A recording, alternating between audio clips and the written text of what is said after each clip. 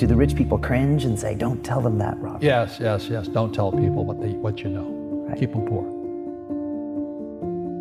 So my father was the head of education, PhD, all that stuff. I go home and ask him, said, why don't we learn about money in school? And he looked at me and says, because the government doesn't let us teach that subject. The government tells us what we can teach and what we can't teach. And I thought that was strange. And I said, but aren't we going to school to learn about money? He says, no, your job is to get a job. I said, but you get a job to earn money. He goes, no, you're supposed to just get a job. And I went, no. Isn't the purpose of a job to earn money? He goes, you're correct. I said, so why don't I just learn about money? I can skip the job part, you know? And he got flustered and he said, if you want to learn about money, why don't you ask your best friend's father about money? And I said, why? That's Mike. So why ask him? He says, because Mike's father is an entrepreneur. And I said, what are you? He says, I'm an employee. I'm a government employee. I went, oh, what's the difference? He says, the difference is an entrepreneur must know about money, or they're no longer entrepreneurs. And he says an employee doesn't have to know anything about money because the government will take care of them, the company will take care of them. So I'm all confused. But I took my dad's advice and I trundled over to Mike's father's office and knocked on his door and I said, hey, I'm here, 9 years old. Teach me about money. He says, beat it, kid, you know. But that's where the story of Rich Dad, Poor Dad started. And finally, through persistence, my rich dad started teaching me about money on one condition. And that condition was he would never pay me. He says, the moment I pay you, you think like an employee. He says, that's the trap. Entrepreneurs work for free. And now I'm 9 years old, my head's cracking in half. He says, you never want a paycheck. You understand that, kid? I said, okay, I got it. And he says, well, how do I make money? He says, that's what entrepreneurs figure out. It's like, so how do I learn about money? So he would just break out a Monopoly game board. So I would work for free. I'd pick up cigarette butts and he had hotels and restaurants and I would clean and do menial tasks. And as I got older, I started getting into office work and marketing and accounting, and I was an apprentice basically, but I always worked for free.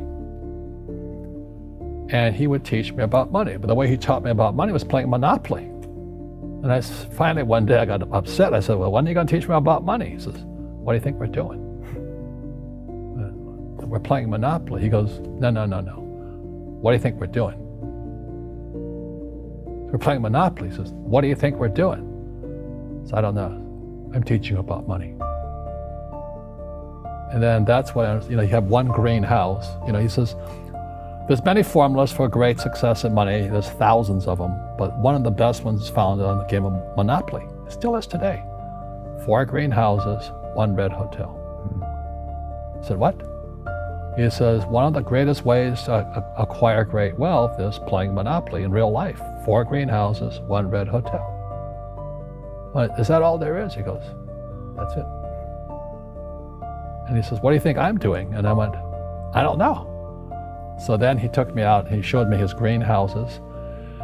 And 10 years later, when I was 19, I was now in school in New York, and I come back to Hawaii, and Rich Dad had bought the biggest piece of land smack dab in the middle of Waikiki Beach. And when you go to Waikiki Beach today, you'll see the Hyatt Regency Hotel. That was his hotel. Just like the game of Monopoly. Just like the game of Monopoly. Acquired assets and they became bigger assets. He just kept what's called an assemblage, because that property wasn't that big at the time, so he had to buy out all the small guys. Because Waikiki was a little dirt water little town. So he'd buy out this shop owner and buy that shop owner. And it took him a while, but he finally assembled this large piece of property. And then he and Hyatt put up this giant hotel. It just sold for $800 million. So that's how I learned about money.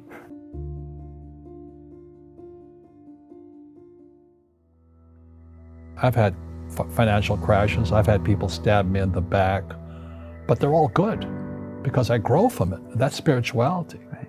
People who are afraid of making mistakes, like they teach in school, they don't ever grow. Because spirituality is there's good and there's bad, there's right and there's wrong, there's up and there's down. Most people only want to be right, they only want to be positive.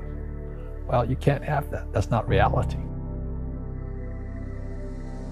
Well, I wasn't poor by most people's standards, but I came from a family with a poor attitude, if you know what I mean. Because rich, poor, middle class, poverty starts with a fundamental attitude.